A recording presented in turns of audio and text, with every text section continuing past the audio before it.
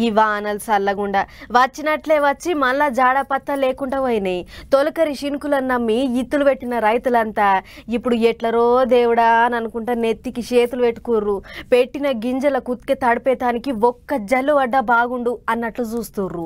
కండ్ల ముంగట గింజలు ఎండిపోతుంటే కన్నీళ్లు తీస్తుర్రు. కానీ గీ రైతన్న అందరి లెక్క కాదు, శినుకులను నమ్ముకుంటే పని కాదని ఓ కొత్త ఇగ్రమే చేసిండు. మరి గదేందో మీరే చూడుర్రి. పైపులు తెచ్చిండు, శెల్కంతా వర్షిండు, వాన వడిపిస్తానికి అన్ని తీర్లా పనులు ఓడిపించిండు. ఆ టెంక మోటార్ కాడికి వస్తే ఇక్కడేదో పెద్ద సిలిండర్ అసొంటి బుడ్డి పెట్టిండు. దానికి పక్క పొంటి 2 చిన్న బుడ్లు పెట్టిండు. చలో షురూ చేద్దామా అన్నట్లు మోటార్ కట్క ఒత్తిండు.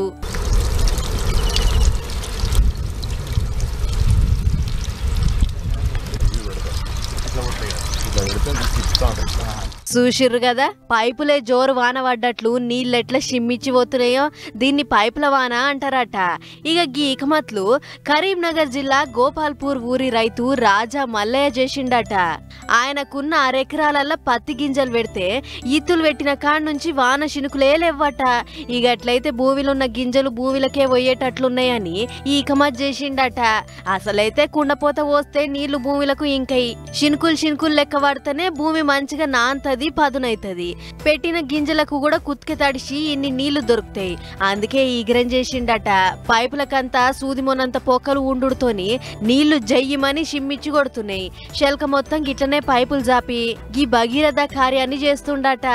అట్లా వానలు లేక భూమిల్లే బొగ్గైపోతున్న గింజల దూప తీర్చుకుంటా తన పంటను తానే కాపాడుకునే ఇకమత్ చేసిండట.